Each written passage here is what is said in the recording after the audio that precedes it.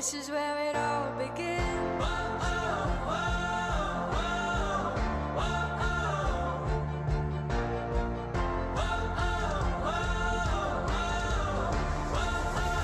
This is where it all begins. A moment to feel alive. This is where it all begins. A moment to feel alive. This is where it all begins. A moment this good to hear the best day of our lives. Yeah. A moment to feel alive. This is where it all begins. Good evening, everyone. How are you today? Are we all excited about polling day tomorrow? I am. So, welcome again to the next edition of PHYTO Passion Project. I'm Lynn Tan. I'm really happy to be with you today. And tonight we have a very special guest. She's none other than a Singapore actress. She's a model and also an entrepreneur. Singaporean but based in Bangkok, Thailand. She has graced numerous magazines and voted the sexiest Asian by FHM magazine 5 times in her career. She also been our PHYTO ambassador in 2018. Let's welcome Miss Ase Wang. Ase? Okay, you need to unmute. I need to unmute you. Yes. Can we unmute? All right. You hear me? Yes. Sorry, I'm like just learning how to use this thing. How have you been? I've been good. I've been quite busy, but good. So I need to have a big congratulations to you because yesterday was your ROM in Thailand. Yes. I actually RO'd yesterday in Thailand. That was not the original plan because we were supposed to ROM in Singapore, but you know, COVID happened, so we just had to make things work. Yeah, congratulations and thank you for being with us today, even though yesterday was such a big day for you. Yes. I think nothing says passion as much as love and marriage, yeah? Exactly. It's love and COVID. That's what it is. So how are you feeling right now that you're Mrs. Law? Is that right? Did I pronounce it correctly? Technically, yeah, I would be Mrs. Law, but I did decide to keep my name as of now because, you know, I figured that, you know, at least we'll get around to changing the name like later on. But I did change from a Miss to a Mrs. yesterday. Yes, you plan to change to take his name. That's nice. I will change to his name maybe later. I think it's because there's so many documents that you know needs to be changed and stuff like that. So I think that will come later on. So we have a short video we found on the internet on your RM yesterday. We're gonna play it.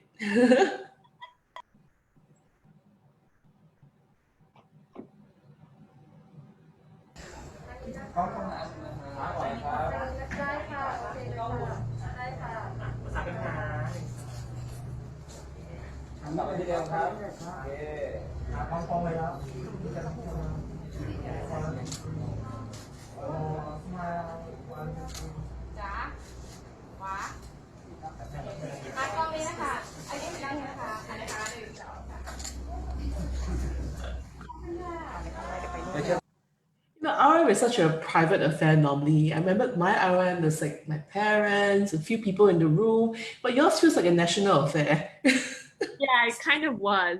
You know, it works very differently in Thailand where when you do things, it goes into the newspaper and then they kind of let you know the details and stuff. I knew there would be a little bit of press, but I really wasn't expecting as much press as what there was yesterday. But you know, the press in Thailand are always really, really nice to me and they're just like a lot of fun. Like I've never had any bad experiences with any of them being mean to me or anything. Nice. I know some people might feel bothered maybe that there's press, but for me personally, they've always been nice. So I'm really not. How many years have you been living in Thailand? I would say almost 14 years now. 14 years. Wow. So, and you just moved there just like that? Well, what brought you there? Well, it was actually work because I had shot FHM cover in Singapore, and Thai FHM had bought the cover because sometimes they do that, they switch around covers. And my cover did really well, and they had something in Thailand called like, which was pretty big in Thailand, called the FHM Awards, and apparently I had won like sexiest Asian of like 2000 something, I can't remember. And I remember getting a phone call to my manager saying that yes, you know, Ase Wang won an award in Singapore, in Thailand, and we were like, is this a joke? Because She was a big magazine in Singapore in those days. Big, big, big.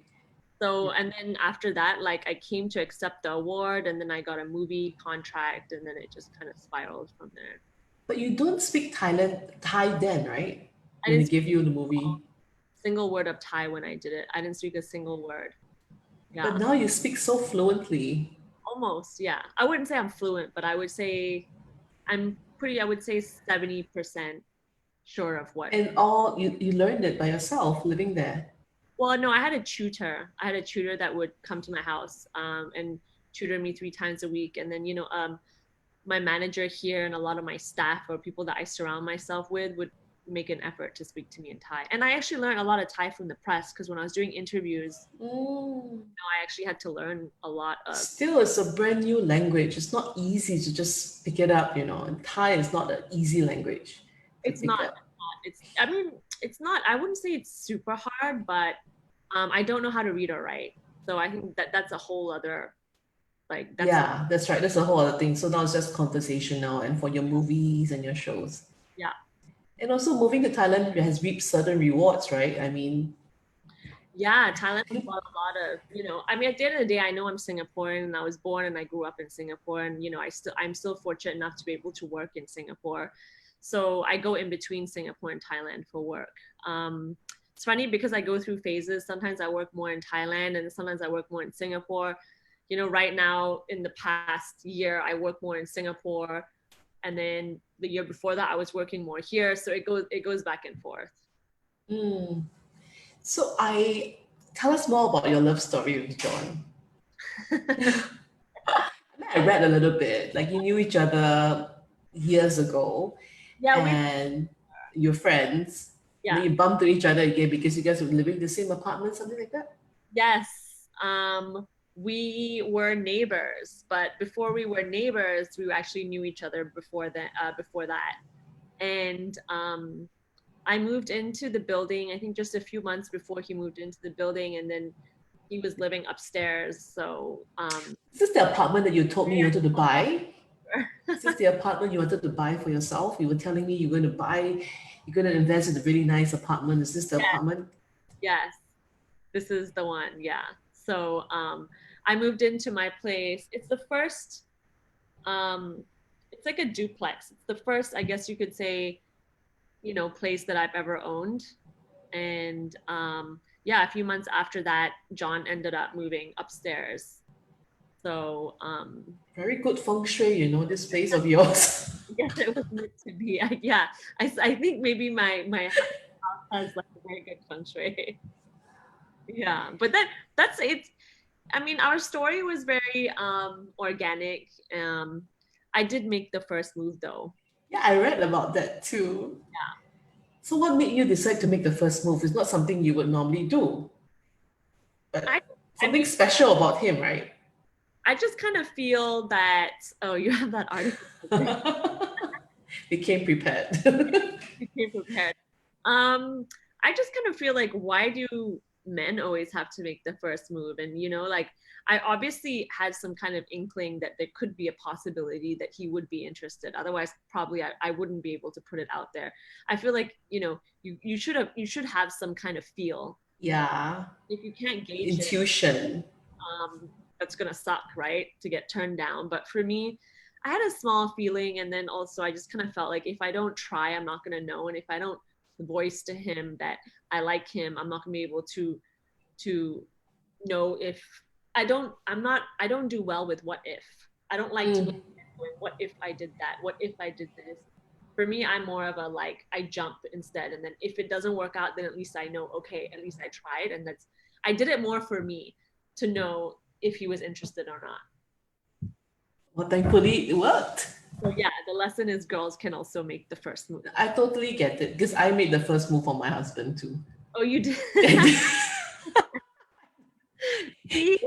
He's he speaks about it a lot, you know, famously. I made the first move and I'm quite proud of it too. You see? You know, like, Yeah, same theory, right? and at least you're not going to bed thinking, what if, you know? Yeah, what if? I mean, you know, does he like me? I don't know. I just, when opportunity came, I went for it and I told him. That's what I did. So I made the first move. There's no inkling from him, but it worked out. So yay, Obviously, like how yay for us. many kids do you have now? It definitely worked out. I won with him, so yes, it's good. It's good. So I know John. He's the creator of Wonder Fruit, right, in Bangkok. A very Um, successful managing director, festival. managing director of Wonder Fruit. Yes. So it's happening this year in December. I think it's going to be postponed, Oh, okay. maybe till February. I think they're still talking about it. But Yeah, a lot of things are being postponed. We like kind of live in an era where we kind of have to kind of wait and see how things goes. so I Like we think don't even know when you're coming back to Singapore. it's definitely happening. I think they're just trying to rearrange how to do it in the best way right now in the circumstances. So, but you never know what can happen in December or February. Maybe things will get back to a little bit of normal. Yeah, so you can't vote right tomorrow since you're away. No, I can't. I can't vote, and yeah, because I already checked. Not that I really know what's going on, but I know that it's so scandalous this year. So Yes, a lot of things. I'm so busy reading the Facebook every day. I know. I read some of it, and I'm like, ooh, Wow, yeah. like I'm quite in tune with the U.S. You know what's going on in the U.S. because there's so much drama. You're like, how can you not? You know, Yes. so I'm like, wow, Singapore's really stepping it up. Yeah. I was quite busy with the Singapore politics the last I do week. feel, and I was just talking to John about it, that it I think a lot of it has to do with social media now, you know, because Yeah. there's social media that you can't really lie anymore about certain things. You can't really pretend to be someone you're not because of Yeah. social. Yeah, it's all out there, especially if you put yourself out there. Yeah. Yeah. So let's spread a bit more joy. Let's give away some of your favorite PHYTO products. I know you have two that you like in particular. Yes. Yes, one of them is the supplements. I remember you told me Yes. you got to know about these products some years back. I think you Got to know about this product from Lisa S. She's also a model from Hong Kong, and she used to eat that for her hair and her nails. And then I actually started buying it after she had recommended it. Yeah. when you were in Hong Kong. Yes.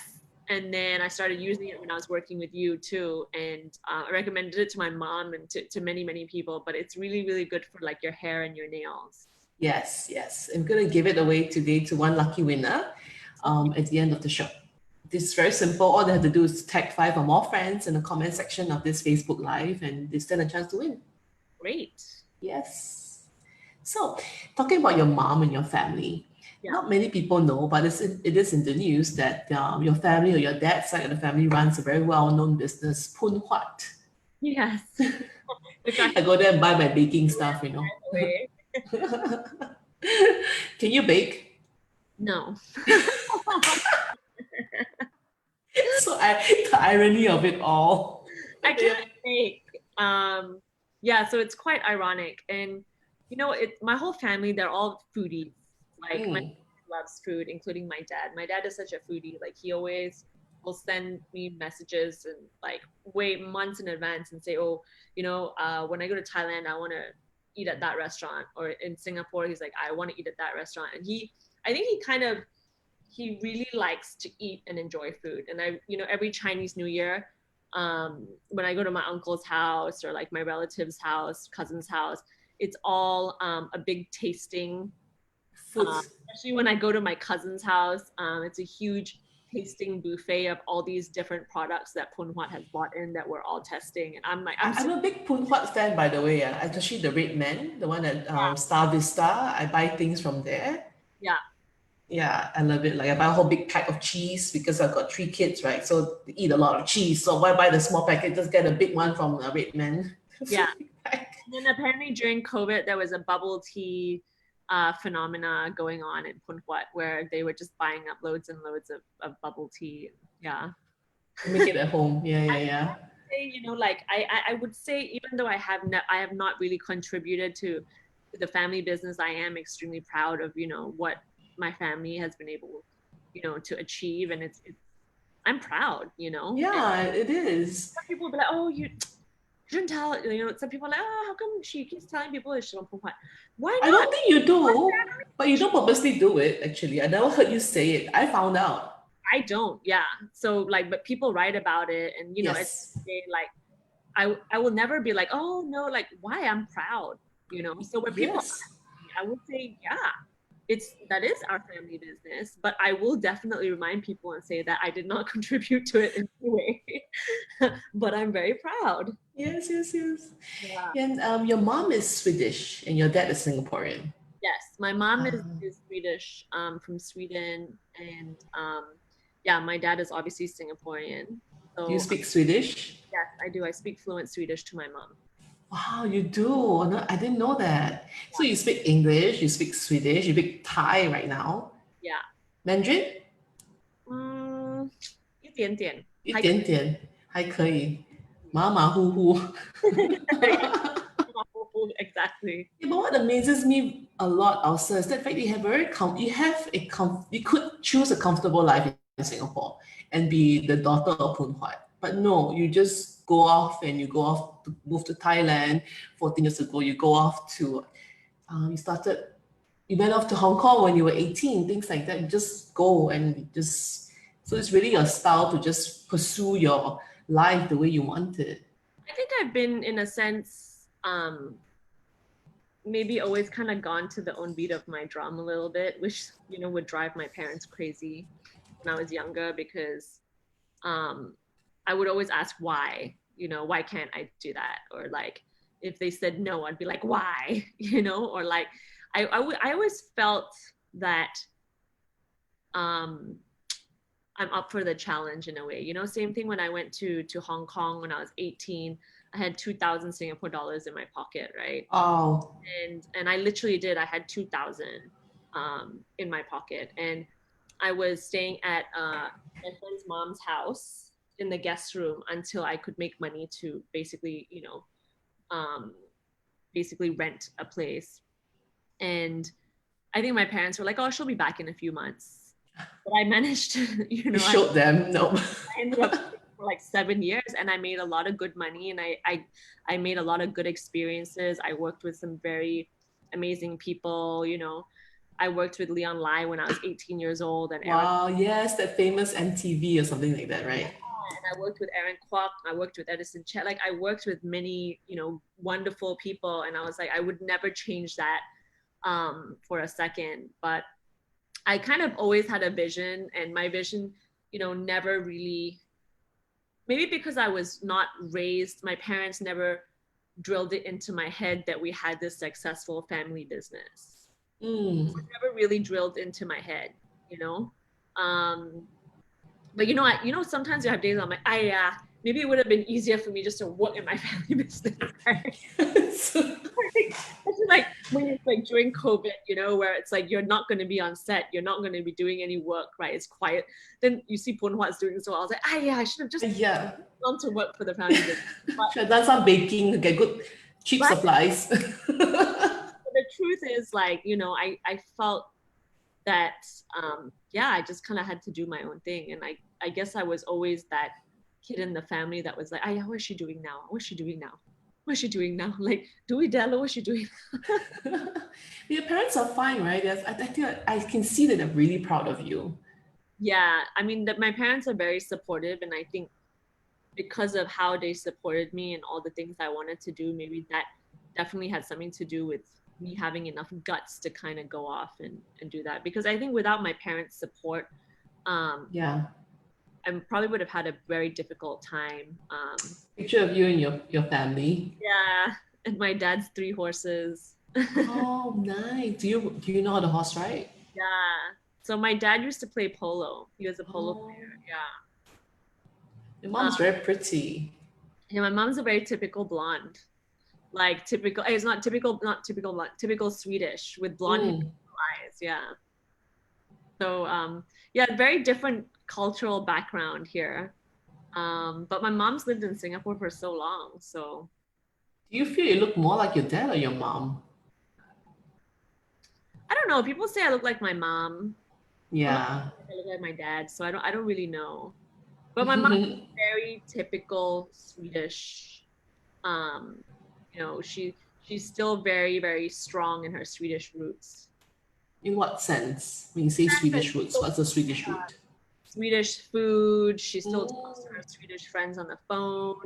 She still managed to hold that um, identity. Her identity is so strong, even being in Singapore for so many years, which I think is good because true. even though she's been in Singapore for what is it, 40 years now, maybe even more, like she's still been able to keep her roots quite strong. Yeah, that's a very good point. It's not easy because it's been so many years. And does she go back often? She goes back once a year. Still, it's 40 years here with all the local culture. It's quite difficult. Yeah. Well, I mean, she's Singapore, I think, is quite an easy place to live. Everyone speaks English. At least you're not in Mm, a country where you don't understand what people are saying. So I would say Singapore is definitely one of the easier countries to live in. yeah. That's why I say Thailand for me is amazing. I mean, I love the place to eat and shop for short periods of time. I know they speak some basic English, but to live there permanently, to converse and to act and to speak in it, it's Hmm. a, it's a different ball game. Yeah. So kudos to you. I'm still surviving. But I still think it's well worth the trip because now your It's missus a lot know. easier now that I can speak. I'll tell you that much. I've seen some of your TikTok videos, Yeah. and it's quite funny. You're speaking it, right, Thai? No, I'm mimicking it. Some you may make, but I've seen you speak it in Have I? videos. Maybe not the TikTok videos, but just some videos I've seen you speak it. So you speak fluently. In your shows, you speak in Thai. I wouldn't say I'm fluent. Like I still go back and forth. I still, go from I still switch from English to Thai all the time. And I think people are so used to that because I think I've kind of formed my own way of talking and yeah. Okay. So, I'd like to ask you about your Thailand because you are doing lots of shows there, and one of the latest shows you're busy with is shooting a series called Cheng and Eng, the famous Siamese twins. So I actually I already that is the working title. That's not the Oh, okay. title that's come out yet because it's not come out yet. But it's basically based on the story of Eng and Cheng, the Siamese twins. And that was we finished shooting already, and yeah, that's That's you, unrecognizable. me being transformed into this person that clearly isn't me. But she was extremely overweight, so I had to wear a huge fat suit pretty much for 12, 13 hours a day. It was quite I got a kidney infection actually from wearing that suit because I was, it was hard to go to the bathroom because you would have to take off the suit all the time. Wow, yeah. So because of that, you hold, right? Or you don't drink enough water and fluids. So, But and then I would sit in makeup for about 5 hours a day to see the one where I'm holding the Starbucks cup that yes. wasn't finished yet. Like you can like the top part of my head wasn't done yet. So and I just remember I would have to get out of my seat and just walk around a bit because I was just sitting for too long. Mm. Yeah, that was definitely a very, very challenging role for me. What other challenging roles have you done in Thailand? Like memorable roles you've done? Well, all of them have been so challenging because I had to speak Thai. They were all so challenging. And I had moments sometimes where I was like, I can't do this. I don't think I can do it. I'm gonna fail. I'm not confident enough. And I usually would work with this director, and I've been in two of his movies. And every single like the first movie I did, I only I didn't really have to talk that much. And then the second movie I did with him, I had so much dialogue. And I remember I was co-starring with Ananda Everingham, another Thai actor. And I kept telling the director, I'm like, I don't think I can do this. Like, I think I'm going to fail. Like, there's no way I can do it. And he just kept saying, no, you can do it. You said that the first time you worked with me. You said you couldn't do it and you did it. So you have to keep going. You have to do this. and he would push me to do it. And then I realized that, like, you know, I just had to make fun of myself when I get it wrong. But, you know, it would be very, like, the set would be silent when it was my turn. And I think the crew knew that, you know, don't be silent, like, be silent, be still, don't start cracking jokes because she has to focus. So I think they were very, very understanding in my situation. And then most of the actors that I worked with, they understand that Thai is not my first language. So It's very sweet. Thai people generally are very warm and heartfelt in that sense. yeah, I've been pretty lucky to work with pretty good co-stars that would allow me to make mistakes or correct my mistakes and stuff. I only That's had nice. Yeah, I only had one incident in my life here in Thailand where someone was really throwing me off focus, and that On really purpose. I don't think he was doing it on purpose, but I think he was just maybe not very mindful that Not very I accommodating. yeah. And I'll always remember that. But things like that always make me feel like, okay, you know what? Watch this. Yeah, I'm going to try harder and do yeah, better. exactly. And in Singapore, you played a detective in a MediaCorp series. I watched some of it. I really enjoyed it. 18. Yes. This is after the very popular series Tangling, is it? And Uh, yet others between, because you had so many. no, it was after Tangling. Yeah. Yeah? After Tangling, I did uh 18, and that was I played a detective, Andrea De Cruz, and actually I would say that role was quite challenging for me too. And I think it It's a was very different character than Tangling, that's for sure. yeah, I mean, Tangling was Chloe Branson, this very chirpy, and you know, she was very kind of like, I think she was more funny, and I would say Chloe was more comedic, but Andrea De Cruz is definitely more serious, smarty pants, kind of a Yeah. little obnoxious because she felt like she was right all the time and she kind of knew. But actually, this pilot was quite challenging for me too, actually, because I would say this 18 was probably one of my most challenging Why was it? because there was a lot of dialogue. Yeah. There was a lot of dialogue in this show. And this show, me and Andy, like, we had so much conversation going on that it would be going to set and then shoot, go home, quick, go through your lines, make sure you understand it, make sure you know what's going on. Um, I remember when I was shooting this, it was literally work, go home, study your lines, go back the next day, and it was quite challenging for me also because the vocabulary was very it was a lot of words that were quite long, like medical terms and stuff that I was like, what am I have to Google, you know, and be like, am I pronouncing this right? But I got through it, and then again it was like another one of those like, yes, like Yes. I managed to do it. We got a short video to show the audience what you mean by the text.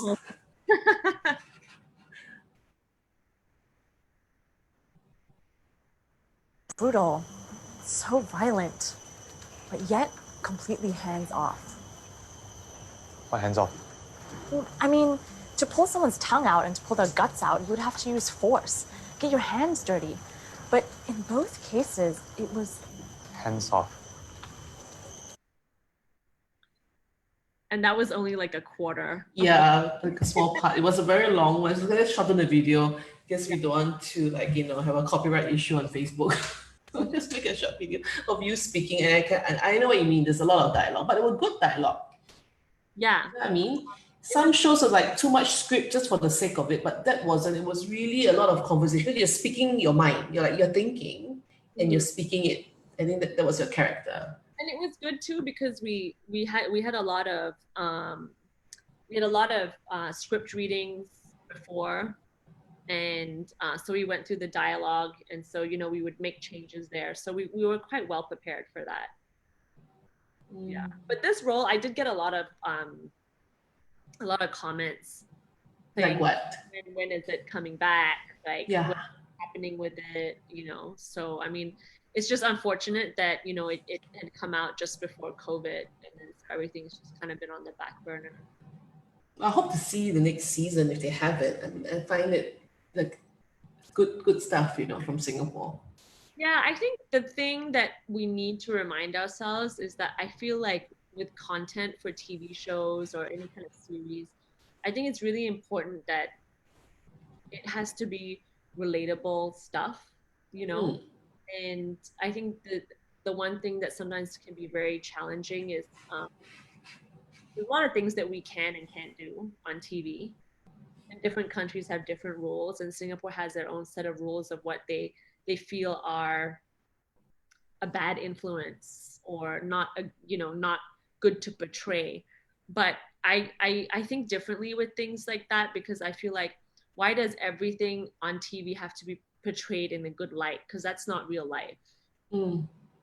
You know, real life, we, you know, to be relatable, we have to touch on certain subjects that might be uncomfortable for people so that people can relate, you know? Yeah, exactly. It's true.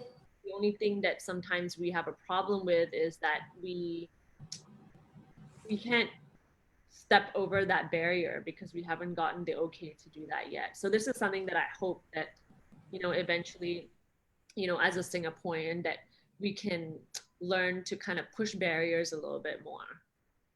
Yeah, speaking about pushing barriers, I think it's a great opening to the next topic I wanted to ask you about, which was how you pushed through your own barrier on your journey for your egg freezing. 3 years ago, would it be? About 3 years ago, Yeah, 3 years ago. 2017. Yeah. Yeah, I found that whole journey very personal and very heartfelt, but yet it's one of those moments where you push through, you know, what society expects of you and do something that's out of the norm, or maybe shunned, you know, you're shunned against, things like this.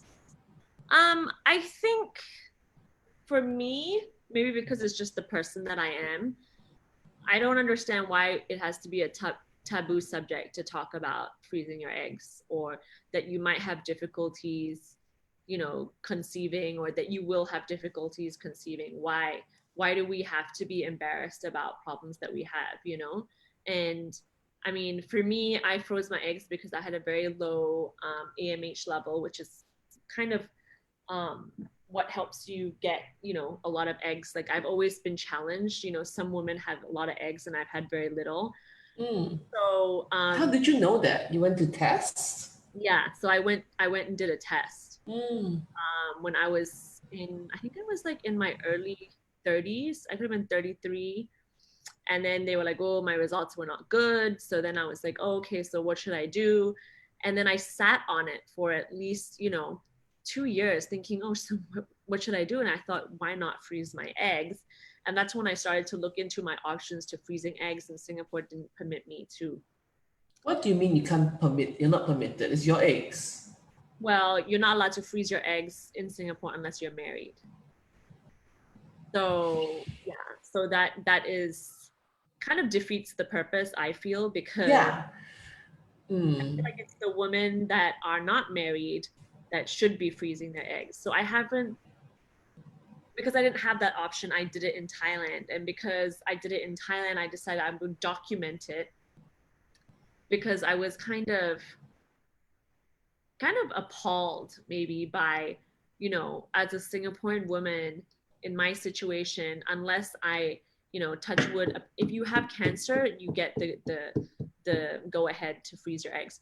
So unless if Single woman, you must have cancer of something of that severity, then you're allowed to do it. Or you're married. if you are going to go through chemo, then you are allowed to quickly freeze your eggs. So I didn't quite understand the rationale of that, and I'm still trying to understand why Singapore would do that. And I've done a lot of conferences. I went to New York to talk about it. Wow. On a You talk about your experience. freezing my eggs, and as my experience as a Singaporean woman that had a problem, and why. And everyone was like, why would they not allow a single woman to freeze their egg? Yeah. I don't quite understand that. I'm not expecting the government to pay for me. I'll pay for myself, right? Yeah, because no one gets it for free. Nowhere in the world everyone pays for it. It's not something that health insurance. It's not subsidized, right? There's no insurance that covers it. It's just Singapore, I heard that if you're married, the government will subsidize a little bit for you. okay, fine, because they are trying to promote, I don't know, So Singapore family values. low birth rate. The birth rate is just going down and down and down. Exactly. Not enough Singaporeans having kids, and I think it's for many reasons. I think maybe because it's so expensive right now.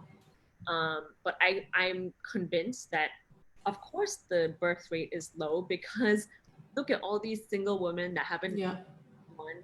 They Yeah. don't have the choice to be able to freeze their eggs.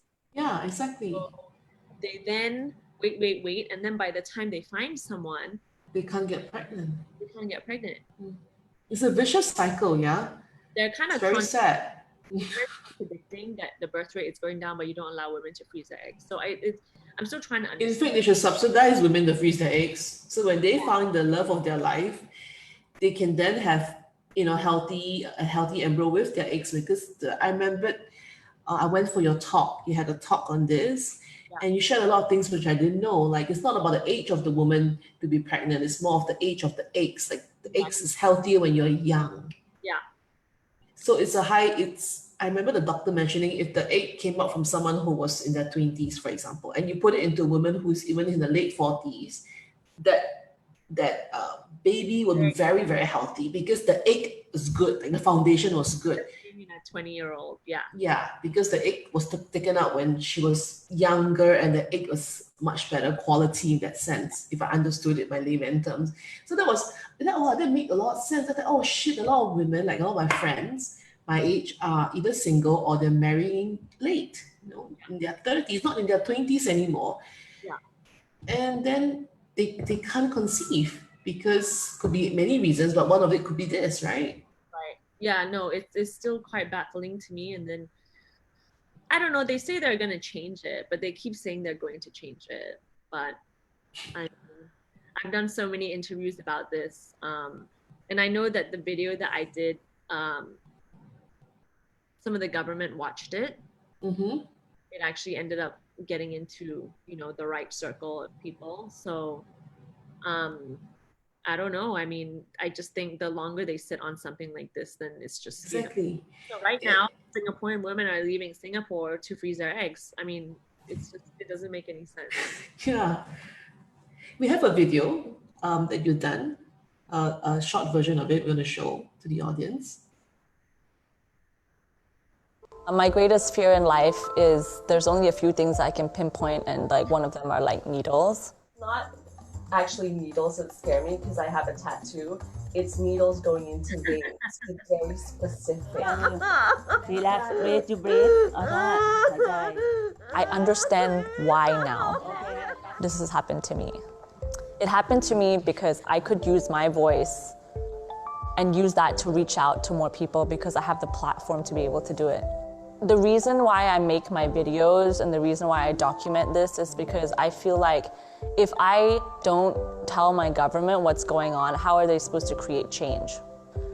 There are plenty of people out there that don't have cancer, that have problems with their eggs. Like, what solution do we have? I am considering getting married and having kids. It's just, in my situation itself, I had to freeze my eggs at that time. Because if I didn't, it probably would have been too late. I did get married though. Yeah. But you see, we wouldn't know these things, right? When the right one comes along. And what do? We give up the hope of ever being a mother just because we can't get this done. It's quite ridiculous. And it's our eggs, it's our body. Why can't I do something about it at my own cost, you know? Well, I also feel like I'm very happy to be the guinea pig and the hamster, you know, and the example to people of what freezing your eggs can really do in your life. Like for me, you know, I'm 38, I just got married. So if I am not able to be able to conceive naturally, I have that option now, which I can't conceive naturally. I basically have that option right now to go into the the bank where I kept my eggs into the hospital bank and say, I want my eggs and now I want to create an embryo. So the pressure is off. So now I'm like, well, whenever I'm ready to have a baby, I can just go dip into that Yes. stack that I saved, and now we can try to make this baby. So if I hadn't had done that, and I'm 38 now, and because I froze my eggs a total of 3 times. Wow. I've done it 4 times. I've frozen my eggs 4 times. And each process is equally painful. The whole thing, you repeat the whole thing again. I mean, it's not pleasant, but it's not, you're not gonna die from freezing. Yeah, okay. Not like, I don't want to scare people like, oh, because that's everyone's main concern is, oh my God, it's so painful. What I'm saying is that I have such a fear of needles, and Me too. I will cry. so scared of needles. But if I can get through this, like, and this whole thing is like, it's quite a lot of needles, then I'm sure anyone else could do it. Got it.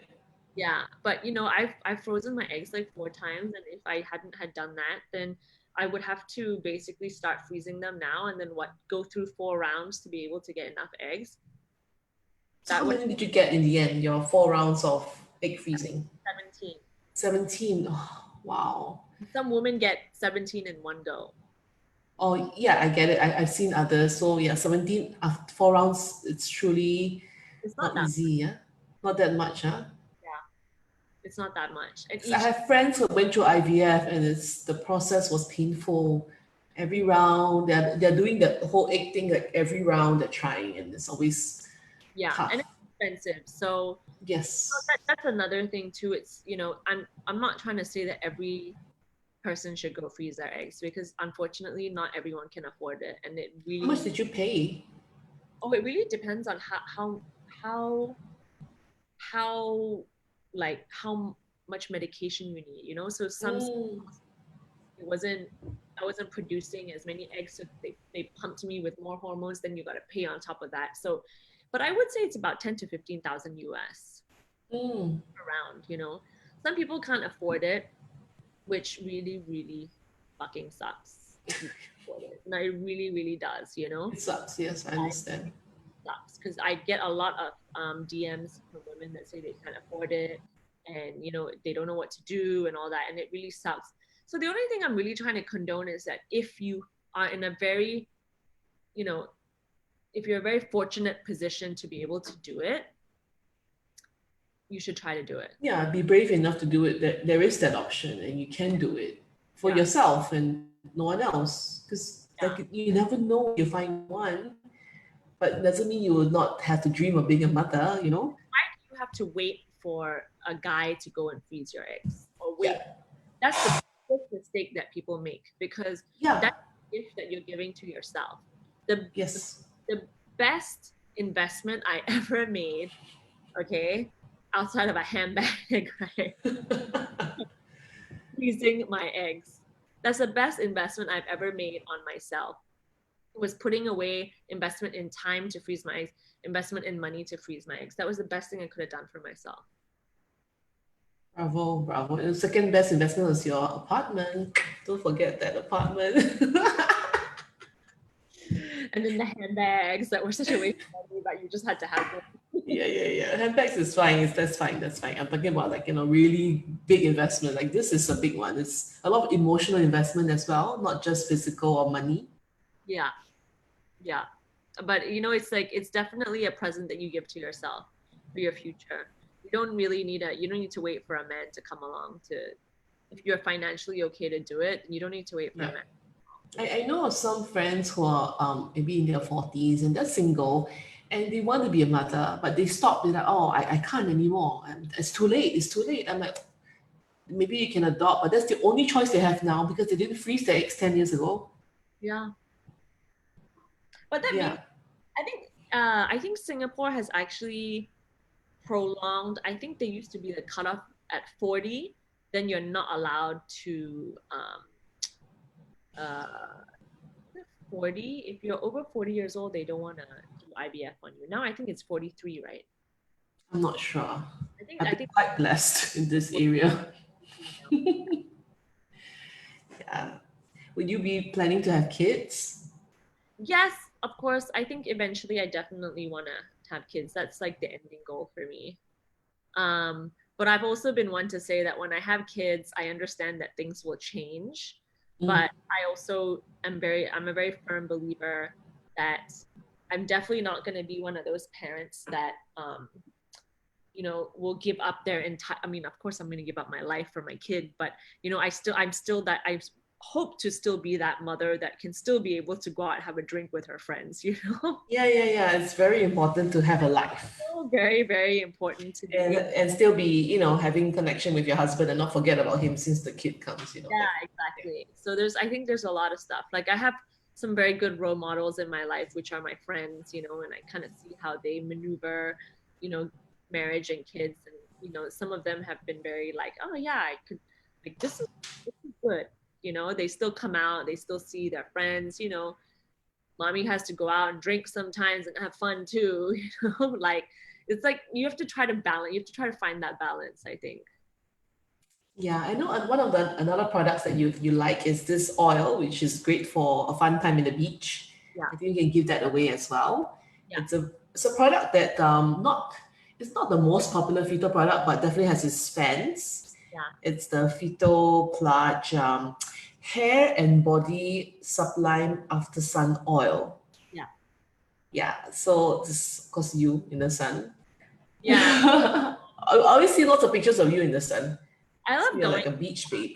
I try not to get too much exposure, but it's a bit hard because I like to be by the beach, But it really does, like, I have dry skin anyway, so that product was definitely a good help for me, with my skin. I would just shower and then leave myself damp and rub it into my skin. That's what I would do with it. Yeah, this is really good. You can use it for the hair, you can use it for your body.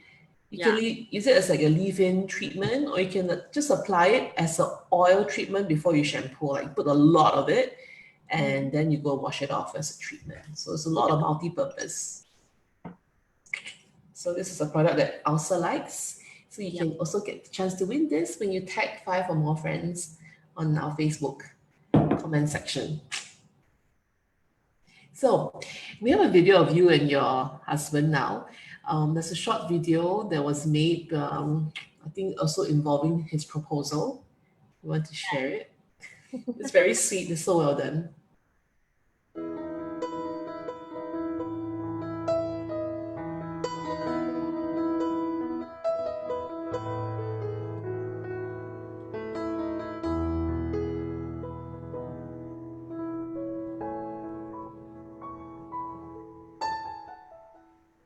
Yeah, I made that video after we got engaged. Did you know he was going to propose? No, I didn't. I knew we were going to get married, and this is where I got quite surprised. I knew we had spoken about getting married because we want to have kids, so we were like, yeah, let's get married. So we had the most, like, it was more like, Just like that. Yeah, and we're like, okay, well, let's get married. Okay, and then we were trying to figure out, like, where should we ROM, and we were trying to figure out where do we want to have like a small, like, ceremony with our parents, and then we were discussing, like, okay, we should go to Maldives because we love the beach. Yeah, but we had never discussed, I guess, being engaged. So I thought, because we had discussed that we were getting married before he even proposed, I thought that we were no need lah. I thought we were going to go straight into the marriage and just skip the whole, like, engagement part, right? And I was totally okay with it because I didn't think that was going to be engaged. I thought, okay, we're just going straight to the marriage part. But then I realized that, is he getting too comfortable? Because, he would send me pictures and be like, so yeah, maybe we should discuss what you want for your wedding band.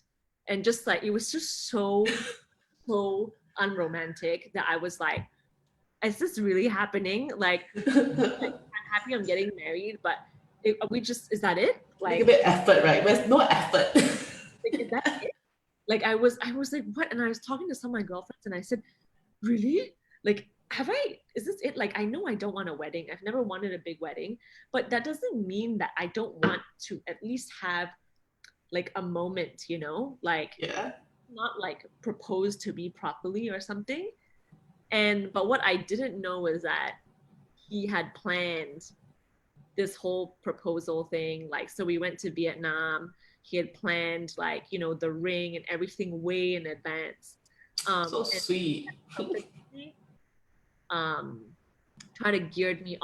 purposely try to gear me off by sending me these messages like, hey, what do you want for your wedding band?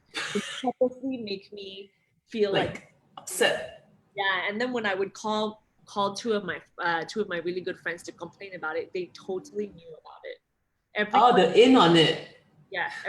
So when I thought that when we went to Vietnam, I remember telling my girlfriends, I said, I think we're going to Vietnam for the honeymoon. And my friends were like, oh, okay. And I was like, yeah, I guess that's our honeymoon because I guess we're just getting married and like that's it. Like I guess this is our honeymoon. And so I thought literally and then he called me and he said, I just need to let you know that our trip to Vietnam is not our honeymoon. Okay, we will have a honeymoon after that. I think that we should just go away before we get married. But he had this whole proposal thing up his sleeve. Very sweet. There's a comment on Facebook for you by Kim Lan Tai. He or she said, what you did also was very courageous. I mean, maybe it's all about you moving to another country. Yeah, surviving in a foreign country far from home when you were still young. What you did was very courageous. Some of the comments, yeah. Thank you. I kind of, see, this is the kind of thing when people tell you these kind of things, that's what makes you feel like, being away from your family and like going to a foreign country and going to Hong Kong or going to Thailand, I guess it was a bit scary at the beginning, but you kind of look back now and you go, wow, can't believe I did that. I'm still sometimes, oh my God, I can't believe I've been talking about moving, but all this last few years I've been talking only. I've never done it. I've lived my whole life in Singapore and I really want to live somewhere else for a few years. And then you get married and then you have kids and you're like kind of, I guess you can't move. Have kids, it's a little bit more difficult to pick up and kind of go, which is one thing that I'm very grateful for, that I did all of that when I was, I have no regrets because I wasn't married. I don't have kids and, I was on my own. So for me to pick up and leave, like it wasn't such a huge, other than not seeing my family, Yeah. it's easier. So I'm happy I did that when I was young. So let's quickly talk about the two products we're giving away, and we're going to give away and then find our two winners and maybe announce the two winners shortly. Mm-hmm. So what's out for you the next second half of 2020? I know your wedding, hopefully. Anything else in the pipeline? 2020. I have some things in the pipeline. I just had a meeting today about something that I'm going to be working on out here in Thailand, and that's going to be for breast cancer. Okay. Yeah, so I'm going to, it's a small project, but that also happened before COVID, so it got put in the back end, but we just started to get back into it. And I might have something in Singapore too, a collaboration with a brand as well. So there are things, and it seems like it's starting to pick up now. But it all depends on this COVID thing. So that's true. How is it in Thailand? Is everyone like in lockdown or everyone's out in the open? Out. It's like I think it's been 40 or 44 days of no COVID. Oh, great. Is everyone mandatory to wear a mask? Yeah, we all wear a mask. We all have to wear a mask. But I do feel, and this is a little bit scary, I feel people are getting a little bit more relaxed now. By not wearing masks as much. So that is, that hopefully, I think we still really, really need to keep up, the habits that we have had, like, you know, washing your hands, wearing the mask.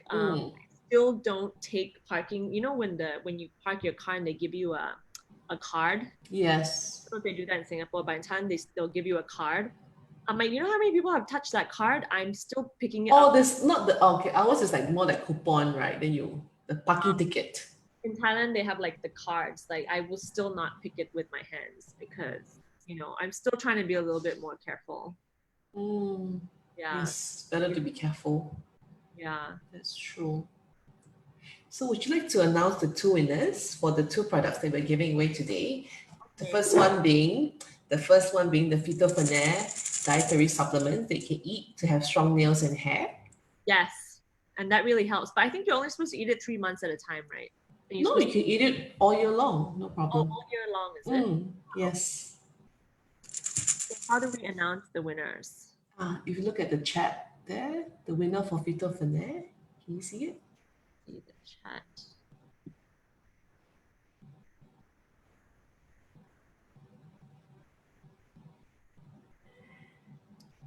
Oh, okay. So the winner or the PHYTO winner is Michelle Koo. Michelle Koo, congratulations. You just won the PHYTO worth $79.90. We'll contact you for your redemption.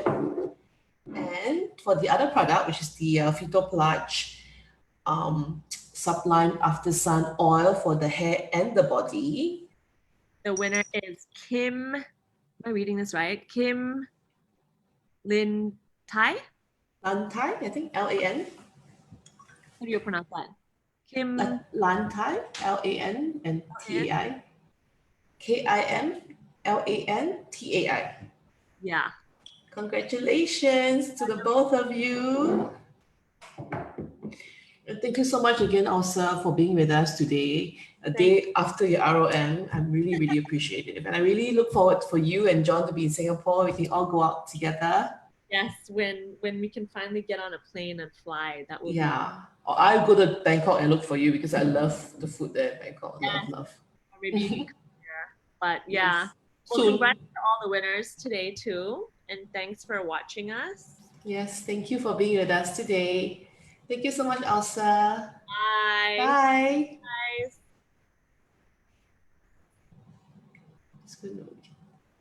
So for the rest of you, thank you so much. Next week at the same time, next Thursday, we have another special guest. And he's the very funny host that you can see often on YouTube and the Smart Local, Fauzi. He's going to be with us.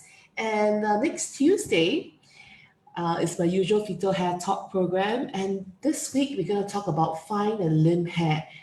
Yes, fine and limb hair, and how can we get our hair really voluminous and bouncy. And this is on Tuesday, the 14th of July, 8 o'clock. So till then, please take care. Have a great polling day tomorrow. I'm Lin Tan, and good night. This could be the moment we've been waiting for, the chance to feel alive. Nothing's gonna stop us, nothing's gonna top this, nothing like we've ever seen.